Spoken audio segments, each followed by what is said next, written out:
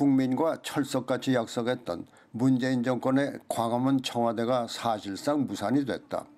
유흥준 광화문시대 자문위원은 국민 위한 광화문 청와대 어디 갔나라는 제하에 본 방송이 나간 다음 날인 2019년 1월 4일 현실적으로 광화문 청와대는 불가능하다는 결론을 내리고 무산을 선언했다. 유흥준 자문위원은 광화문으로 이전할 경우 청와대 영빈관, 본관 말고도 헬기장 등 시설을 마련하기가 불가능하다는 이유를 들었다. 집권 3년차에 들어와 이와 같은 이유를 들어서 국민과의 약속인 광화문 청와대를 무산시키는 것은 납득이 가지 않는다.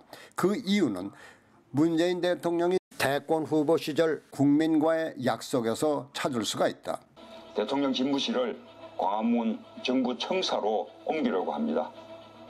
지금의 청와대는 구중궁궐입니다. 보통 사람들의 일상과 지나치게 격리되어 있습니다. 그래서 국민과 일상을 공유하는 대통령이 꼭 필요하다고 생각합니다.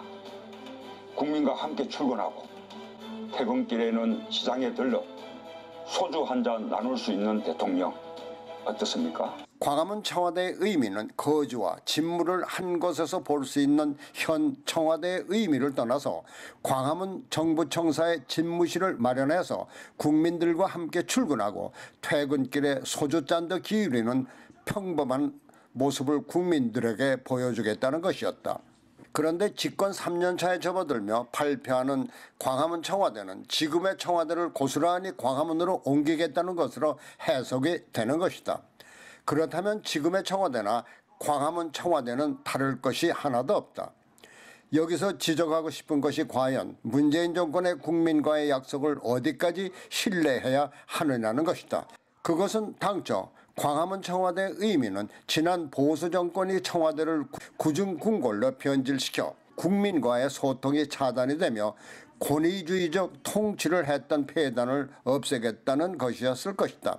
대통령도 지금의 청와대에서 정부 청사에 마련된 집무실에 출근하고 퇴근길에는 평범한 국민들과 소주잔도 기울이며 국민들과 함께 호흡하는 바로 그러한 집무실을 만들겠다는 것이었을 것이다. 그렇다면 소주잔을 기울이기 위해 헬기를 탈 것도 아니고 보면 거창한 헬기장이 필요하지 않을 수도 있는 것이다. 그것은 일반 국민들과 같이 호흡을 하겠다는 바로 그런 것이었을 테니까 말이다. 그러나 광화문 청와대가 무산된 이유를 짚어본다면 청와대의 위치가 어디가 되던 광화문 청와대의 의미는 출발에서부터 불가능한 약속을 듣기 좋은 소리로 해본 것에 지나지 않는다는 것이다.